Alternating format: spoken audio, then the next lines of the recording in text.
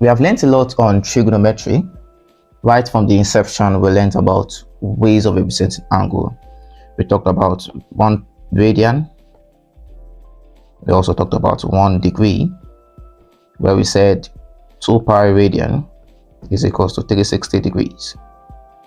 So we learned how to convert from radian to degrees and also from degrees to radian. Then moving on, we learned about positive and negative angles. When it is moving anti-clockwise, it's positive. When it is moving in the clockwise direction, it is negative. Similarly, we learned about quadrants. Okay, well, we know this is the first quadrant, second quadrant, third quadrant, and likewise the fourth quadrant. And moving on, we understood that all are positive in the first quadrant, only sine is positive in the second quadrant, only tangent is positive in the third quadrant, and only cosine is positive in the fourth quadrant.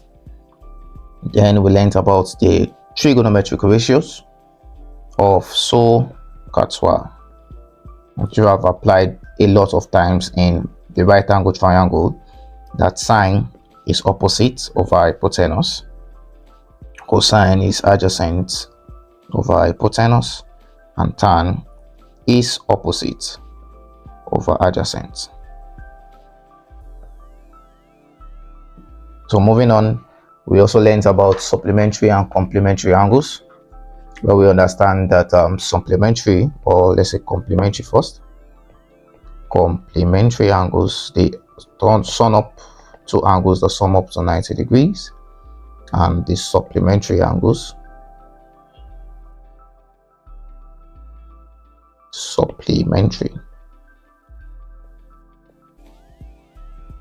there are 2 angles that sum up to give us 180 degrees.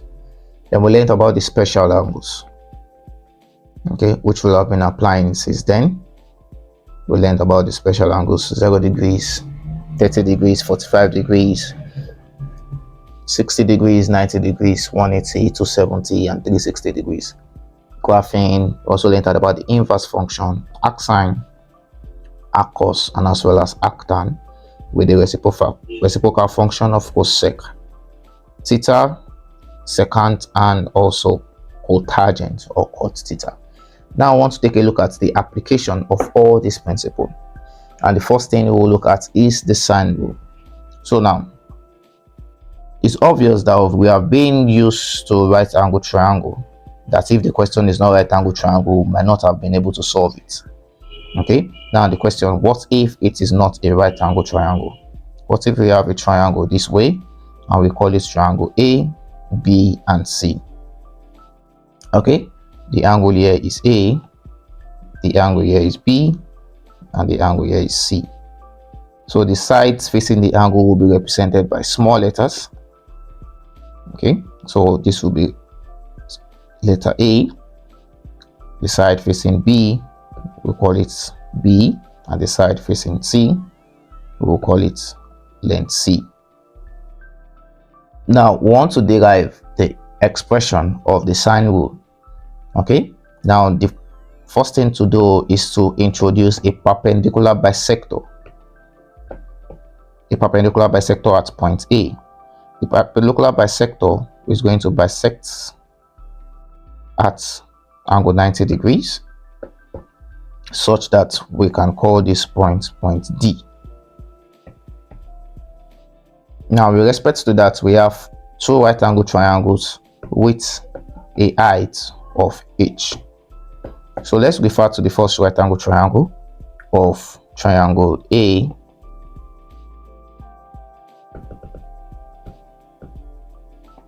triangle ADB.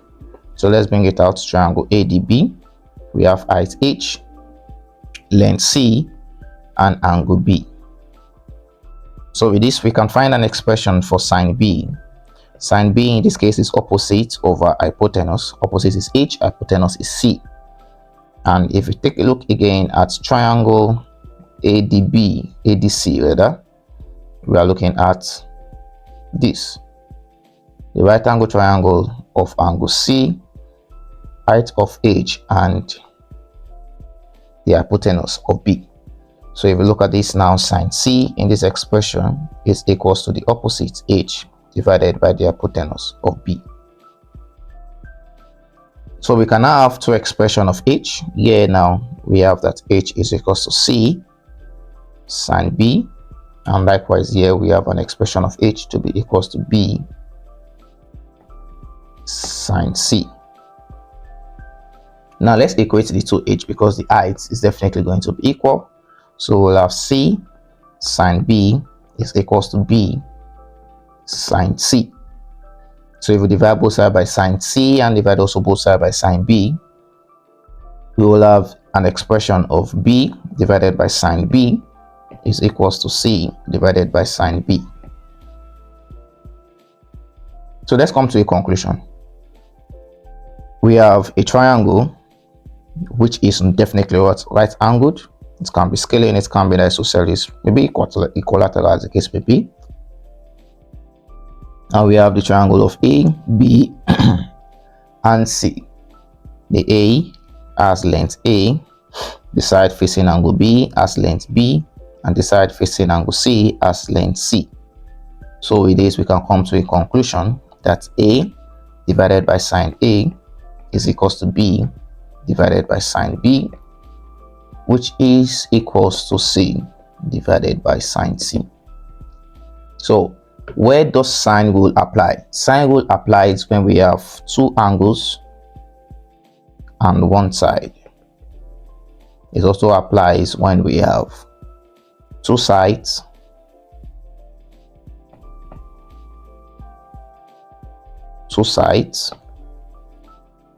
and one angle. Let's divide these sides and 2. So what this means is that if we have A over sine A is equals to B over sine B, we can easily evaluate A or B provided we have the remaining 3. So let's take an example to depict what we have seen. So the question says we have triangle ABC, A, B, and C, with A being equals to 6 centimeters. The angle B is equals to 39 degrees, and angle C is equals to 82 degrees. And we are asked to simplify length B and as well as length C. Remember, B is the small letters, angle B is the capital letters. C is the length in small letters, C is the angle in capital letters. So let's apply this now. Let's begin with A, the formula of sine rule, that A divided by sine A is equals to B divided by sine B, which is equals to C divided by sine C. So moving on now, we understand that the principle applies when we have two angles on one side and as well as two sides as one angle. So let's write out all the sides that we have. We have side A to be 6 centimeters. We also have angle B to be 39 degrees. We have angle C to be equals to 82 degrees. And we are asked to evaluate B and as well as C. So let's look at this now. A, do we have A? Yes. Do we have angle A? No. Do we have B? No. Do we have angle B? Yes. Do we have C? No. But do we have angle C? Yes. Now we are looking for B and C, but the first thing we have to do is to evaluate angle A. How do we evaluate angle A? First, we understand that in a triangle, the sum of angles in the triangle is equals to 180 degrees. So let's call this angle A now. Definitely we are saying that 39 degrees plus 82 degrees plus A is equals to 180 degrees. Given that we have an expression of A of 180 degrees minus 39 degrees minus 82 degrees, and we will have A to be equals to 59 degrees. if A is equals to 59 degrees,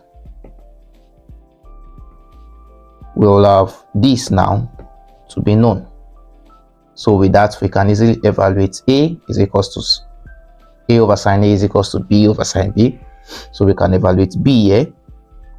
And if we take A is equals to sine A is equals to B, or C is equals to sine C, we can then evaluate C. So let's start with B. Let's apply A over sine A is equals to B over sine B.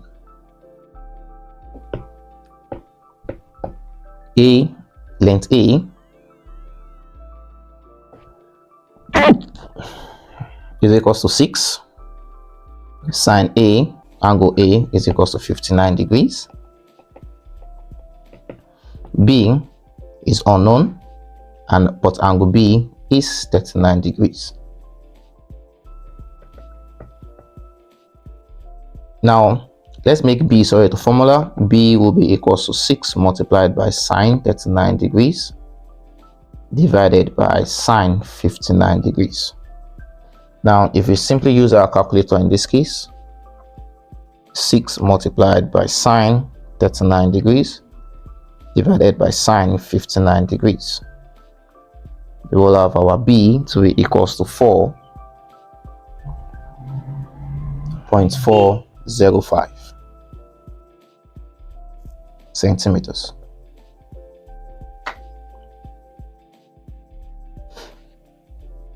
In the same way, we can now evaluate our C. So we have A divided by sine A is equals to B divided by sine B is equals to C divided by sine C. Now the beauty of this formula is that we can choose to pick the first and the last, such that we can equate A and C together, and this will be both here. So we have our length A to be equals to 6. Angle A is 59 degrees. Our length C is unknown, but our angle C, as much as we have, is equals to 82 degrees. So if we have this is equals to sine 82 degrees.